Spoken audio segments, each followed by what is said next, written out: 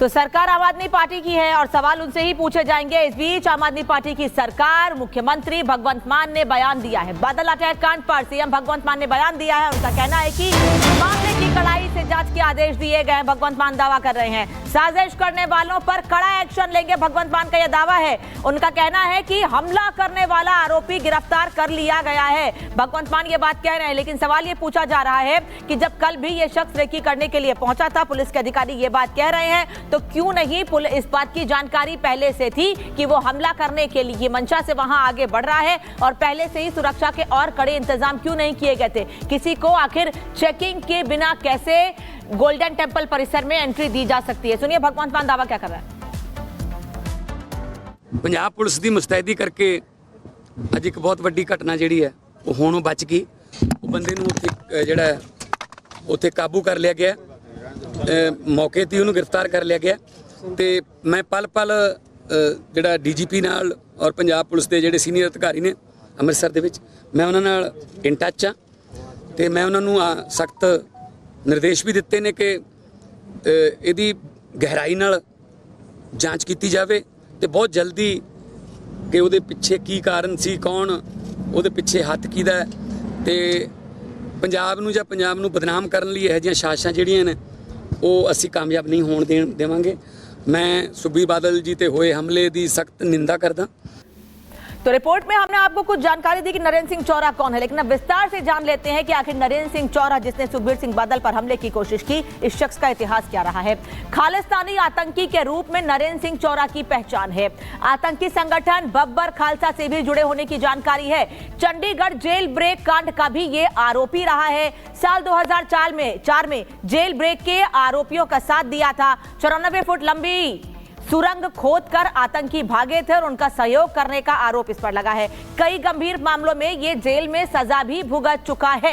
Khalistan liberation force का active member बताया जा रहा है। अकाल फेडरेशन का भी सदस्य है। ऐसी जानकारी नरेंद्र सिंह चौरा के बारे में मिली है। लेकिन अब आपको एक एक्सक्लूसिव सीसीटीवी तस्वीर दिखा देते हैं। जिस वक्त सुखबीर सिंह बादल पर हमला करने के लिए शख्स आगे बढ़ रहा था, गोल्डन टेंपल परिसर की ये तस्वीर आपको दिखा रहे हैं, क्योंकि सीसीटीवी कैमरे से लैस गोल्डन टेंपल परिसर की तस्वीर अब सामने आ गई है। देखिए बड़े आराम से ये शख्स धीरे धीरे कदमों से कैसे आगे बढ़ता है और जैसे ही सुखबीर सिंह बादल पर ये गोली चलाने की कोशिश करता है वैसे ही लोग पकड़ लेते। देखिए कैसे ये धीरे धीरे आगे बढ़ रहा है। ये शख्स बुजुर्ग शख्स है, बड़े आराम से धीरे धीरे आगे बढ़ रहा है, लोगों को शक नहीं होता है, लेकिन अचानक से ये अपनी पॉकेट से बंदूक निकालता है और सीधे सुखबीर सिंह बादल पर तान देता है। लेकिन तुरंत जो वहां पर सुरक्षा कर्मी तैनात होते हैं इसका हाथ पकड़ लेते हैं, जिससे एक फायर गोल्डन टेंपल की दीवार पर लगता है और दूसरा हवाई फायर होता है। यानी back to back 2 fire Sukhbir Singh Badal पर किए गए।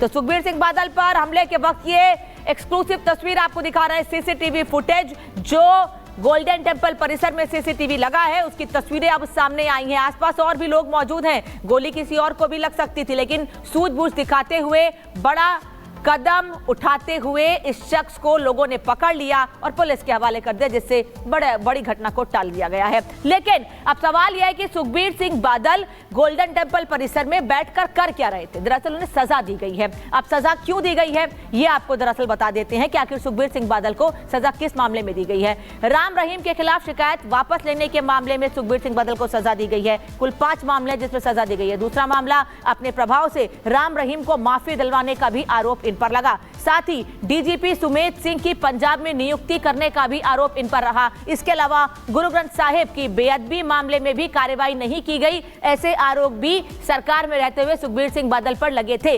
संगत के पैसों से विज्ञापन देने का आरोप भी सुखबीर सिंह बादल पर रहा और इन सभी मामलों में अकाल तख्त में इस मामले को सुना गया और उसके बाद उन्हें सजा सुनाई गई है।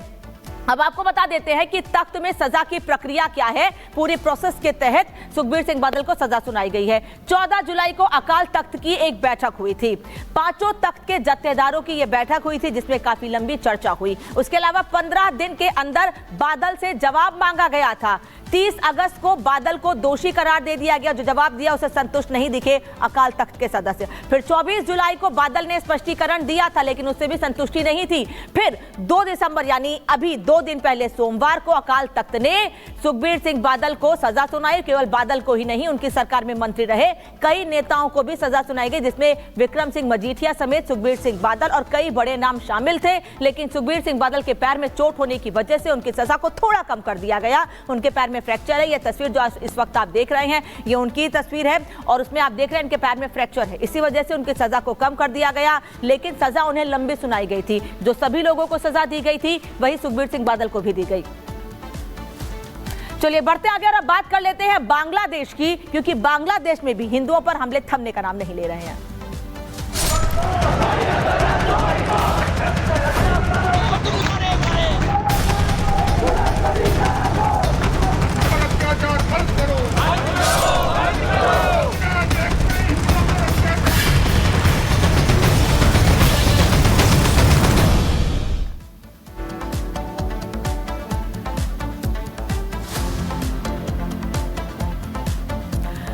और बात करें बांग्लादेश की, तो बांग्लादेश में हिंदुओं पर हमले की खबरें लगातार सामने आ रही हैं, हम दिखा भी रहे हैं आपको। उसके बाद भी हमले थमने का नाम नहीं ले रहे हैं। महिलाओं पर अत्याचार से लेकर चिन्मय प्रभु की गिरफ्तारी तक कट्टरपंथी समर्थित सरकार आंख नाक और कान बंद करके बैठी हुई है।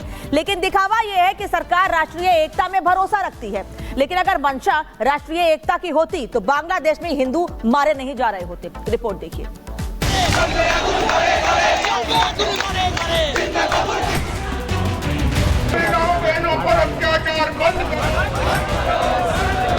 बांग्लादेश के कट्टरपंथी कायर,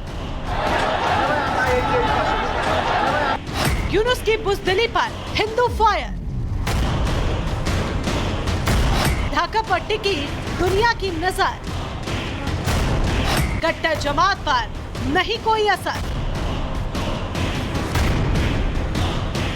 इससे पहले कि हम आपको बांग्लादेश में हिंदुओं के साथ हो रही हिंसा की नई तस्वीर दिखाएं, आपको सबसे पहले बांग्लादेश में इस्कॉन के हिंदू सन्यासी चिन्मय दास का केस लड़ने वाले वकीलों को मिल रही धमकी सुनवाते हैं।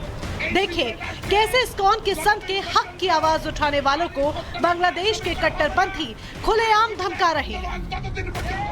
चट्टग्राम अदालत पाড়ায় যারা যদি কেউ সাহস করে এই চিন্ময় দাসের পক্ষে এবং চিন্ময় দাসের দোষরের পক্ষে কেউ যদি ওকালতি করতে চায় কিংবা ওকালতনামা দাখিল করে সাথে সাথে এই কোর্ট বিল্ডিং এর তাকে গণফিরে দিতে হবে। चिन्मय दास के वकीलों को दी जा रही ये धमकी उस देश के कोर्ट कैंपस से दी जा रही है जिसकी कमान शांति के ढकोसले पर नोबेल शांति पुरस्कार जीतने वाले पीएम यूनुस का कब्जा है। यूनुस भले ही अपने देश की इस कट्टरपंथी जमात से अपने संबंध नकार दे, लेकिन सच क्या है ये पूरी दुनिया देख रही है। ये अब किसी से छिपा नहीं कि बांग्लादेश की अदालत में इन्हीं कट्टरपंथियों को धमकाए जाने की वजह से आज बांग्लादेश का कोई भी वकील वहां झूठे केस में फंसाए गए इस्कॉन के सन्यासी चिन्मय दास प्रभु के केस का प्रतिनिधित्व करने बांग्लादेश की अदालत में नहीं पहुंचा, जिसकी वजह से कोर्ट ने अब इस मामले की सुनवाई के लिए 2 जनवरी की तारीख तय की है। जहां तक पता चला मुझे कि उनको कोर्ट में भी नहीं लेके आए क्योंकि उनके जो वकील थे वो कोर्ट नहीं पहुंच पाए।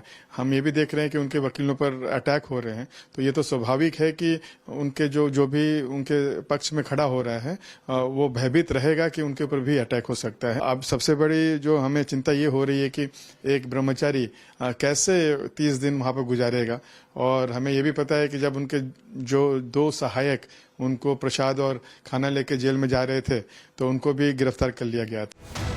भारत के तमाम एहसानों को भुला चुके बांग्लादेश में पूरा सिस्टम कैसे कट्टरपंथ के रास्ते पर आगे बढ़ रहा है, इसका पता इस्कॉन के संत चिन्मय दास के वकीलों पर हुए जानलेवा हमलों की तस्वीरों को देखकर लगाया जा सकता है। ये दोनों तस्वीरें संत चिन्मय दास के वकीलों की हैं। एक तरफ जहां चिन्मय दास की पैरवी कर रहे एडवोकेट रमन रॉय इस वक्त सांसों के लिए संघर्ष कर रहे हैं, तो दूसरी तरफ उनके केस की पैरवी कर रहे दूसरे वकील कट्टरपंथियों के हमले से घायल होकर बिस्तर पर पड़े रहने को मजबूर हैं। इस्कॉन संत चिन्मय दास के इन दोनों वकीलों पर हुए हमले पिछले 3 दिनों में हुए हैं।